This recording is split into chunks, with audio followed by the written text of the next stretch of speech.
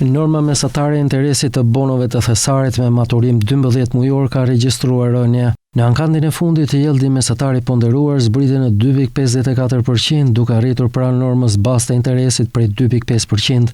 Në ankandin e zhvilluar rreth një muaj më parë, yieldi mesatar i ponderuar ishte 2.57%. Për sa i përket kërkesës së investitorëve, të dhënat tregojnë se ka qenë e lartë. Numri i kërkesave konkurruese ishte 17, ndërsa u pranuan vetëm 11 prej tyre.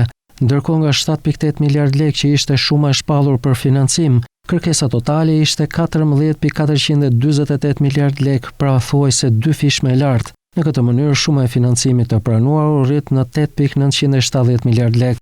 Vendimi i Bankës së Shqipërisë më 9 korrik të këtij viti për të ulur normën bazë të interesit në 2.5 nga 2.75% që ishte më parë, ka dhënë ndikimin në rënien e mëtejshme të yieldit të bonove 12 mujore.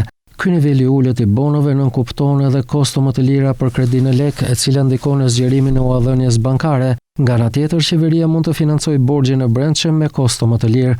Referuar kalendarit të uamarrjes së Ministrisë së Financave, në 3 mujorin e fundit të këtij viti, pra tetor-dhjetor, në tregun e brendshëm janë programuar të financohen 64.9 miliard lekë. Yieldi është interesi vjetor që mbajtësi i bonove do të marrë gjatë afatit të tij deri në maturim. Yieldi i bonove të thesarit 12 mujore referohet kthimit që një investitor realizon nga një investim në një instrument të tillë. Yieldi përputhet me normën e kuponit të bonës kur ai lëshohet, megjithëse yieldi shpesh ndryshon ndërsa bonët janë në qarkullim. Yieldi aktual është norma e kuponit të bonës së pestuar me çmimin e tij të tregut.